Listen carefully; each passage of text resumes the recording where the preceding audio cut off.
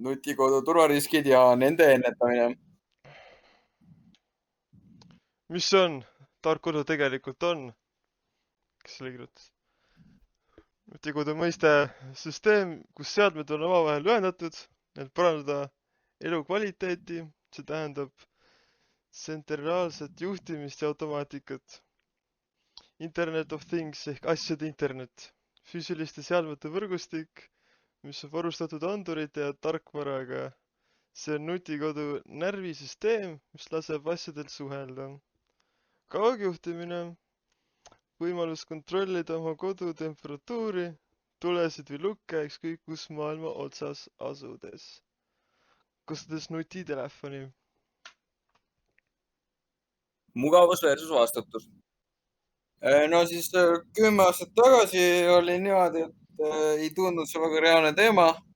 Ja nüüd on meil siis igasugused nutikad vidinad, mis on väga suur osa meie igapäevaelust.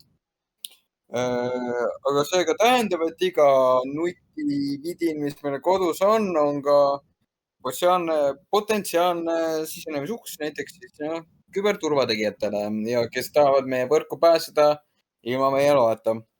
Ja siis meie uurimustöö eesmärk ongi siis vaadata, mis on selle peamised ohud ja kuidas saaksime kaitsta oma privaatsust ja kodu ründajate eest. Nõrgad paroolid kutseründajale.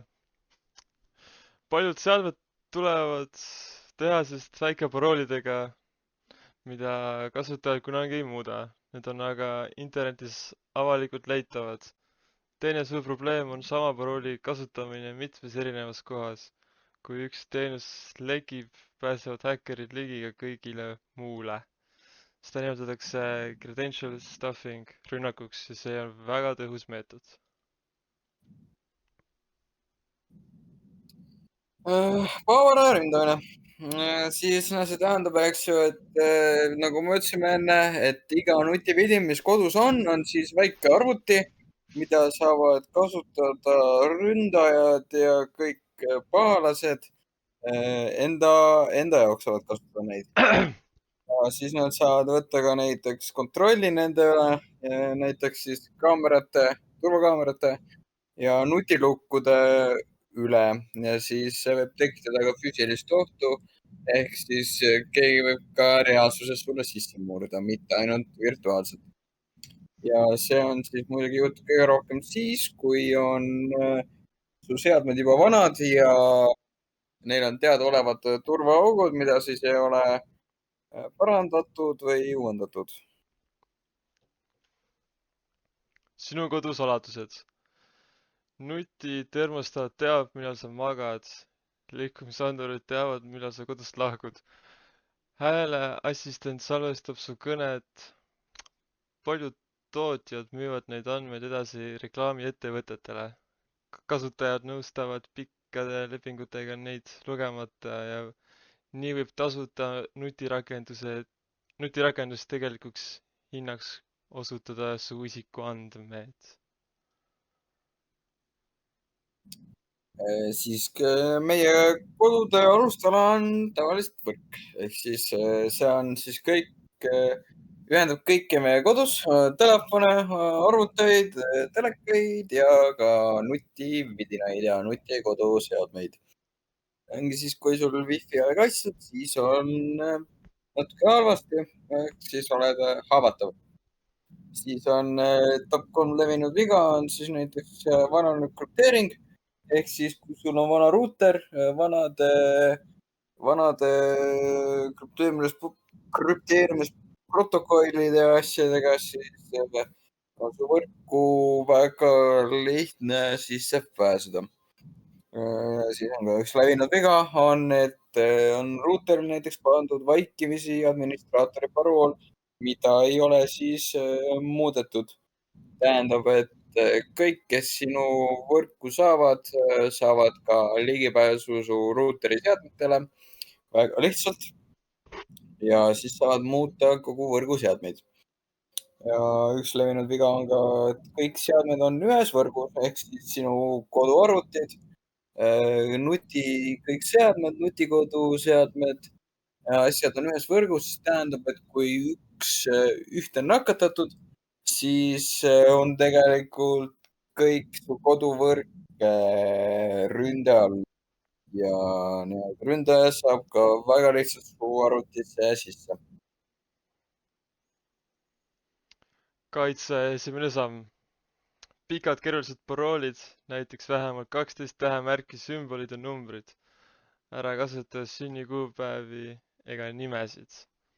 paroolihaldurid, tööriistad nagu Bitwarden või OnePassword aitavad hoida unikaalseid paroole ilma neid pähe õppimata. Kaheastmeline autentimine. See on üks olulisemaid samme, isegi kui parool lekib, on ründajal vaja su telefonile saabuvat koodi. kaitse teine samm on siis, et kõige tähtsam on tarkvarauuendused ehk siis peale ostmist tuleb olla kursis erinevate uuendustega ja ka kui on võimalus, siis lülitada sisse automaatsed uuendused. ehk siis muidugi kõik on harjunud, et tuleb need tarkvarauuendustega igasugused funktsioonid juurde, kuid ka nii-öelda kaadri taga sulgevad nad ka ohtlikke turvaauke, mida siis ründajad aktiivselt otsivad. seadmete valik ehk siis, kui sa helistad tuntud brände, siis tähendab ka, et neil on suurem rahaline ressurss ehk et arendada ja kaitsta oma seadmeid, parema tarkvara ja ka rohkem uuendusi välja lükata. odaval nutiseadmel võib olla niimoodi, et eks väga ei tulegi neid turvauuendusi ja on niinimetatud zero day augud, mida siis ei panda kunagi kinni. ja siis on audiit ehk siis vaata ikka regulaarselt vaata üle, millised seadmed su võrgus on.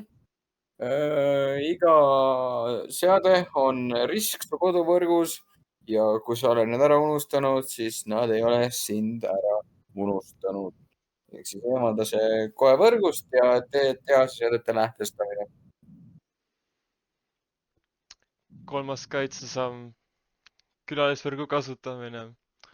väga hea praktika on eraldada nutikoduseadmed oma põhivõrgust. enamik kaasaegseid ruutereid lubab luua külalisvõrgu. kui ühendad Internet of Things seadmed sinna, on need isoleeritud su arvutitest ja failidest. isegi kui keegi murrab sisse nutipirni, ei pääse ta su isiklike andmete juurde. samuti veenda, et ruuter kasutaks WPA3 krüpteerimist. IoT kasv ehk siis analüütikute hinnangul kahekordistub see arv siis järgmise 10 jooksul. muidugi tähendab ka siis seda, et küberturvalisuse tähtsus kasvab sama kiiresti kui meie nutiseadmete arv. aga selle jaoks on ka teinud Euroopa Liit sellise akti, mis siis kohustab tootjaid tagama pikemaajalise toe ja paremad turvastandardid. aitäh kuulamast! aitäh kuulamast!